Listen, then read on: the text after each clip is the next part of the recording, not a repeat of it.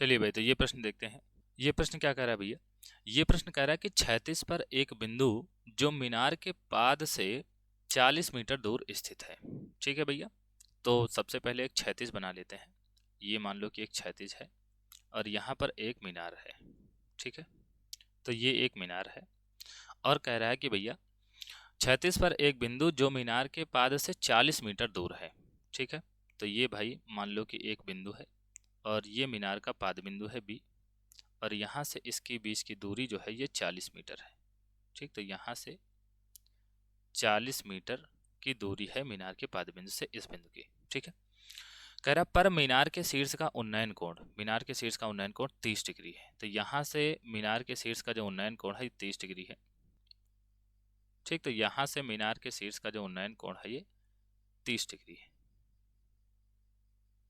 ठीक, ये 30 डिग्री है और कह रहा है मीनार के ऊपर रखे टैंक का उन्नयन कोण 45 डिग्री है ना। ये तो गड़बड़ हो गया भाई, क्योंकि ऊपर जगह ही नहीं बची है ना।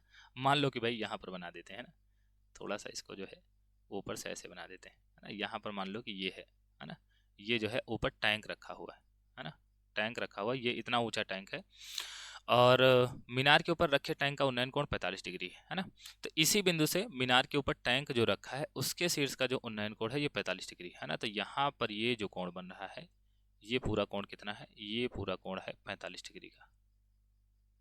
ठीक, ये पूरा कोण 45 डिग्री का है।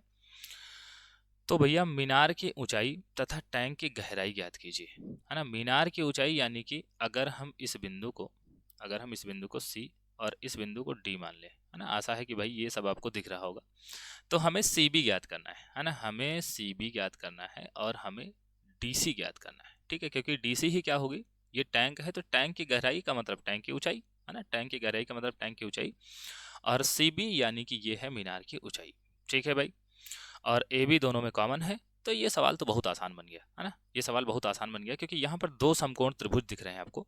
एक त्रिभुज है सी ए बी है ना, और इसमें भैया ये 40 है, ये 40 है, तो ये भी ये क्या हो जाएगा, ये हम पता लगा लेंगे क्योंकि किसी भी त्रिभुज में, किसी भी समकोण त्रिभुज में अगर एक कोण और एक भुजा पता चल जाए तब तो उसका सत्यानाश कर सकते हैं है ना, मतलब कि सब कुछ पता लगा सकते हैं। ठीक है, और दूसरी बात भाई, ये वाली जो भुजा ए बी है ये तो बड़े वाले त्रिभुज में भी आती है ना, ये बड़े वाले त्रिभुज में भी आती है। और मजे की बात ये है कि भैया ये कोण 45 डिग्री का बन रहा है ना, और 45 का अगर बनना है तो भैया ये ए बी अगर 40 है तो ये पूरा डी बी यहाँ से लेकर यहाँ तक की जो दूरी होगी वो क्या होगी, वो होगी 40 ही, क्योंकि जब 45 बनता है तो लंब और आधार दोनों क्या होते हैं, बराबर। तो ये सवाल बहुत ही आसान है, जल्दी से हल कर लेते हैं।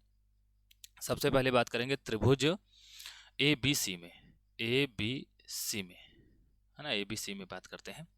तो त्रिभुज ए बी सी में मान लो कि हमें सी बी का मान निकालना है और ए बी हमें पता है ना। तो सी बी क्या है भैया, सी बी है लंब है ना, और ए बी क्या है, आधार, और लंब बटे आधार बनता है tan थीटा, और थीटा का मान है 30 डिग्री है ना, क्योंकि भैया इस वाले त्रिभुज में सी ए बी में जो कोण बन रहा है ये 30 डिग्री का है, ये जो कोण है ये डी ए बी का है 45 वाला। ठीक है भाई, तो यहाँ पर बनेगा tan 30 डिग्री, और tan 30 का मान होता है 1/√3।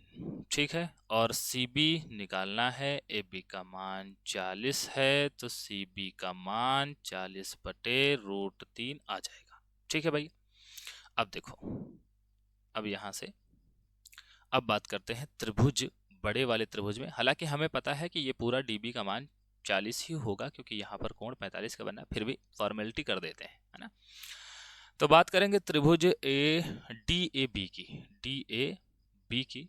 तो इसमें भैया मान लो कि हमें डी बी निकालना है और हमें ए बी पता है, बनेगा लंब बटे आधार यानी कि tan थीटा, थीटा का मान 45 डायरेक्ट रख देते हैं, इसका मान 1 आएगा, तो डी बी बटा ए बी बराबर हो जाएगा भैया, बी डी बराबर हो गया ए बी के है ना। तो ए बी का मान 40 है तो बी डी का मान भी 40 मीटर हो जाएगा।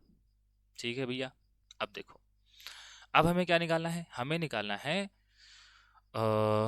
बी सी है ना। तो बी सी यानी कि सी बी तो हमको सीधे पता चल गया है ना, ये बी सी हमको सी बी सीधे पता चल गया यहाँ पर। तो यही मीनार की ऊंचाई है, और हमें क्या बताना है, और हमें बताना है ये डी सी बताना है ना, डीसी बताना है। तो डीसी निकालने के लिए क्या करेंगे, सबसे पहले तो इसको ठीक कर लेते हैं ना, सीबी यहाँ पर इसको √3 से भाग करवा देते हैं। तो √3 से भाग तो इसका खतरनाक होगा वैसे, है ना, लेकिन चलो कर लेते हैं। ठीक, तो 40 से भाग कराएंगे 1.732 को, और मैं इसे कैलकुलेटर से हल करके लिखता हूँ, है ना, आप भाग कर लीजिएगा। तो सीबी का मान यहाँ पर कितना आ जाएगा, कैलकुलेटर से हल करके कितना आएगा भैया, तो यहाँ पर जब हल करेंगे भैया तो ये आएगा 23.094। ठीक है, तो यहाँ पर भैया 40/1.732 करेंगे तो ये आएगा 23.094। ठीक है, तो यहाँ पर भैया हमें निकालना है डीसी का मान, और यही टैंक की गहराई है। तो ये क्या होगा, ये होगा सीबी नहीं, ये हो जाएगा डीबी, है ना, डीबी और माइनस सीबी, है ना। तो डीबी का मान 40 है और ये है 23.094, है ना, 094। तो जब इससे घटाएंगे तो ये कितना आएगा भैया, मान लो कि इसके पीछे 3 जीरो हैं, तो 10 में से 4 जाएगा तो 6 बचेगा, फिर 9 में से 9 जाएगा तो 0 बचेगा, और फिर 9 में से 0 जाएगा तो 9 बचेगा, और फिर यहाँ पर क्या बचेगा, यहाँ पर बचेगा 9, 9 में से 3 जाएगा तो 6 बचेगा, और फिर 3 में से 2 जाएगा तो 1 बचेगा, है ना, 16.906। ठीक भाई, तो यहाँ पर ये जो लिखा है 23.094, इसको हम तो चाहें तो मतलब हम चाहे तो 23.1 लिख सकते हैं, क्योंकि यहाँ पर 9 है तो इसके पहले वाला नंबर हम 1 बढ़ा लेंगे। ठीक है, तो ये जो लिखा है इसको हम चाहें तो क्या लिख सकते हैं, इसको लिख सकते हैं 23.1 मीटर, है ना। तो भाई जो मीनार की ऊंचाई है ये 23.1 मीटर आएगी, और जो टैंक की गहराई है ये 16.9, है ना, 16.9 ही हम केवल लिख सकते हैं, क्योंकि 0 है तो पीछे छोड़ सकते हैं। ठीक है, तो 16.9 मीटर आएगा। तो यहाँ पर हम लिख सकते हैं भैया, क्या लिख सकते हैं, यहाँ पर लिख सकते हैं कि भैया मीनार की ऊंचाई कितना आएगी, ये आएगी 23.1 मीटर, है ना, 23.1 मीटर। और टैंक की गहराई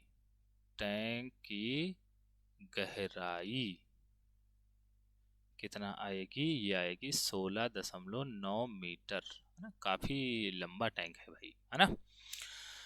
और ये वाला जो मामला है ये इधर का है ना, इस पार्टी का है, इधर का नहीं। ठीक है, तो आशा है ये प्रश्न आपको समझ में आया होगा और ये वीडियो आपको पसंद आई होगी। अगर भाई ये प्रश्न आपको समझ में आया है और अगर ये वीडियो आपको पसंद आई है, और ये वीडियो अगर पसंद आई है तो भाई अगर चैनल पर नए हैं तो चैनल को सब्सक्राइब करके जरूर जाएं।